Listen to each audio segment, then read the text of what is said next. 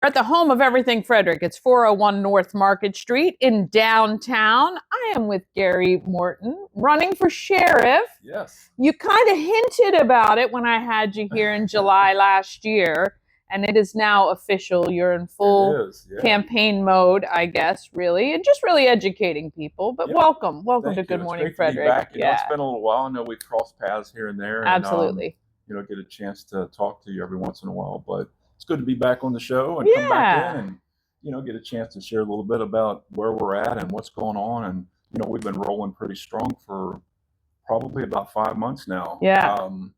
And I mean, when I say strong, it's like some days, Danny, I don't know if there's enough time in the day to get done everything that we are trying There definitely is not. There's definitely not, but yeah, it is a lot of work. Yeah. But it's, I know you're passionate and driven about this, and that's really what carries you through, right? You have a great team around you, including your better half who's here watching right now. But you're getting a lot of really good feedback. I am. You're talking to a lot of people. That's important. Well, the phone, we get calls throughout the day. It seems sometimes, late in the evening, I'm still talking to people on the phone. And Stacy's pretty much gotten to the point where she knows that, people have questions. And, they want to know details. And, a lot of people are posing questions, given the opportunity to become sheriff here in Frederick County. Are you planning on staying for more than just one term? And, just an array of questions. So let's back up a little bit for those who may not know. You retired from the sheriff's department, right? Yes. Yeah. Yes, and so you worked there for... In 2015. Yeah. 35-year career. Yeah. I joined the department when I was 18. Yeah. Just a young man. I mean, I say I've done something for 30 years and I joined when I was 18 too, but mine's a little lie. So yours is not. But you came straight out and went. I came out of high school and, I went, the opportunity opened up and presented itself for me to start working in the correctional side of, the sheriff's office. Wasn't old enough to be a deputy at that point. Yeah. But that was my thought. I'd been a police cadet with Frederick PD for a couple of years, and just the time that I spent with them and learning, what it was to be a police officer, and it really struck a place in my heart. So I wanted to pursue that. And, I started with the correctional aspect of the sheriff's office at the old jail at 419 West South Street. Yeah. I worked there for 4 years, and eventually we moved into the new detention center down on Marcy's Choice my last year there. Okay. And so I reached the rank of sergeant there. But Bob Snyder was sheriff at that point, and I had applied to become a deputy. And one day I was working the jail, and Bob Snyder called me into his office, and I had an opportunity to go in, and he asked me if I was still interested in becoming a deputy. Yeah. And at that point, I was like, absolutely. So, that was the next step of my life to get onto the sworn side of it. And Stacy and I were newlyweds, so we had just been married a couple years, and I had the opportunity to go to police academy, and then I spent the next 30 years of my life working in the sworn side of it. So a total of 35 years, but 30 of that was sworn as a deputy. Yeah. And I worked an array of divisions, on the way up through the ranks. And then I got a shot to go to patrol, and that's where I really dug deep and had a chance to excel there, coming up through the ranks as a corporal, a sergeant, a lieutenant, and captain, and then finished my career off as a major. I'd been the operations commander for about 10, 11 years, and then my final year with the department was transferred to admin to be the administrative commander. Yeah. I still was a major. But, I was a K-9 handler. I was on a lot of first in my career. First SWAT team the sheriff's office ever had. I was on that team. Wow. The first honor guard the sheriff's office ever had. I was a K-9 handler for 5 years. We started the Explorer program. So that was a first for the sheriff's office, which actually gave, Frederick's youth an opportunity to come on board and learn all the aspects of what it is to be a police officer. And above all that, on the career side, you obviously enjoyed it so much that your sons, you have 2 sons, right? And they're both in law enforcement. It obviously shows you loved what you were doing so much that your own sons wanted to kind of follow in that footstep as well. How many deputies are in the sheriff's department? When I retired in 2015, they were at 198 sworn. They retired at 38 years old. Yeah. But I stayed until I was 54. Yeah. When you pour into your people and you invest in them for longevity purposes with training and certainly opportunities for them to advance in rank. To me, it's important that we hold on to that experience and keep them there for as long as we can. Yeah. And so some of the things I want to focus on when given that opportunity as Sheriff of Frederick County. Well, the other big thing is in your time of retirement, you really gave back to your community. You're very involved in the local community. You're very involved in youth programming. We've talked a lot about that with it's Camp Ezra. Esri, yeah. Esri, yes. Which works with youth that are need a little bit of redirection, right? And why don't you tell our viewers the kind of top 3 things? What are the kinds of questions you're getting? Like, what are the top 3 questions you're getting about what you would do maybe differently than our current sheriff? Yeah, a lot of it is, what has been one of the questions is what do you bring to the program that our current sheriff maybe has done or is not doing. Right. And some of the things I'd like to bring to the table is first, when I decided to place my bid in for a position as sheriff, obviously there's a lot of things that go into thought, and I sat down and I put 3 things on my sign when I established that, and that was integrity, commitment, and then also leadership. Yeah. And when I put those things on paper, it wasn't that I was just putting something out there that was going to look good on a sign. Yeah. It's something that I felt like I have proven with the 35 years that I've had with the sheriff's office that when it comes to leadership, how do you view the person who wants to come back? Yeah. And from the calls and the people that I've spoken to, it's a proven thing over a period of time that people have actually had the opportunity to watch,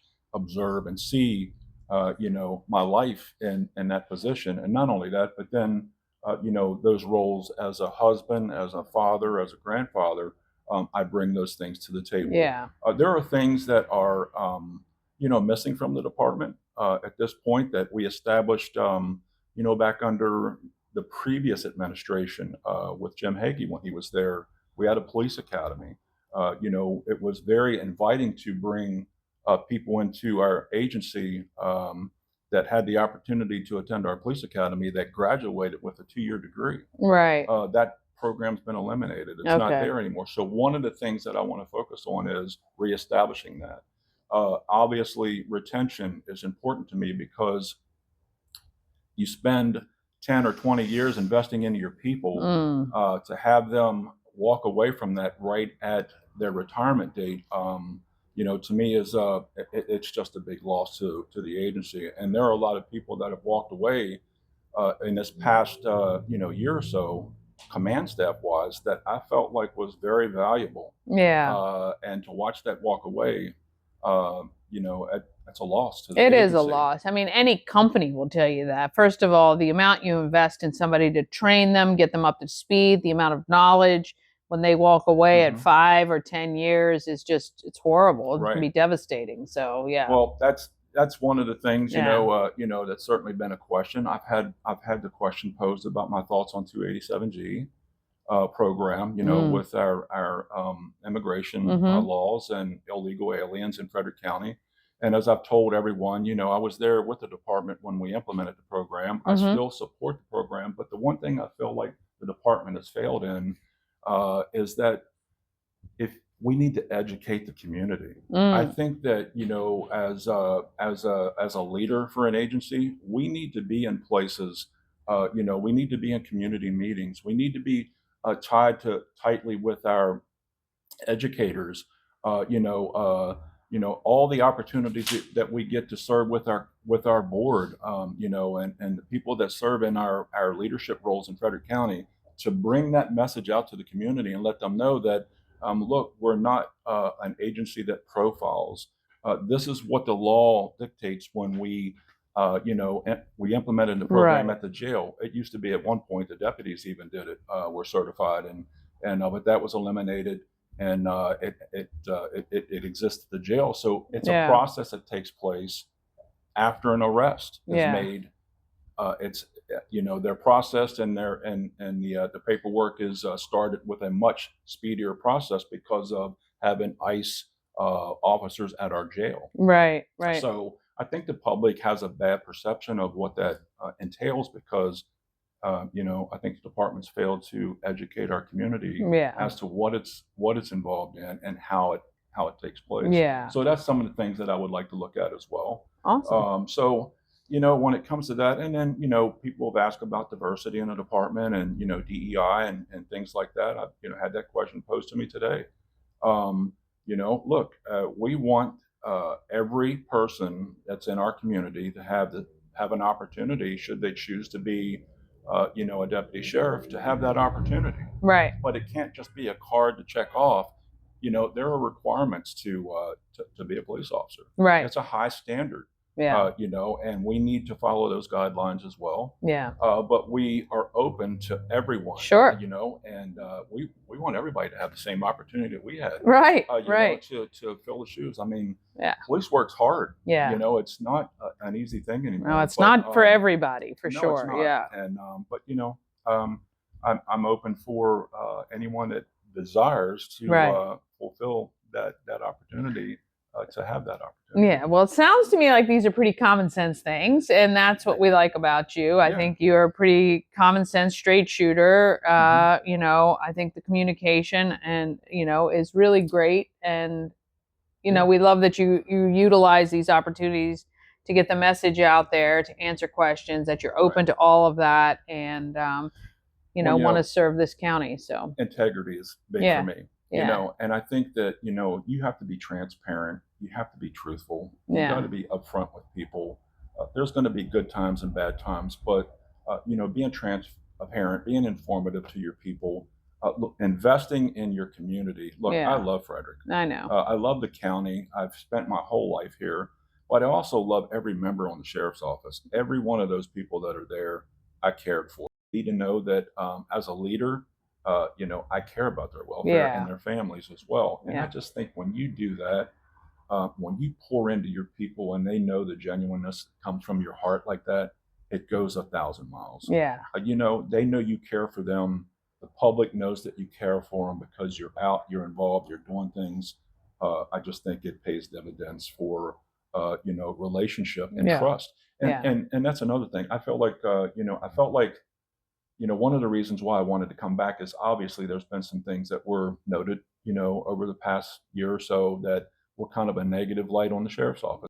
You know, that kind of stuff brings, you know, a cloud over the men and women that work out on the street. Right. So if you don't have the trust of the community, you know, you break those barriers, there's a fracture in the system. Yeah. And, you know, as a police officer, we investigate things. And if people are afraid to talk to you, they don't want to open up, that certainly makes the job a lot harder. It sure does. But when you build that trust up and they trust you, you know, then I think it's just the exact place where we want to be. Yeah. Proven, you know, through my career and even today, you know, everywhere I go, I still have a great relationship with every law enforcement entity here. Yeah.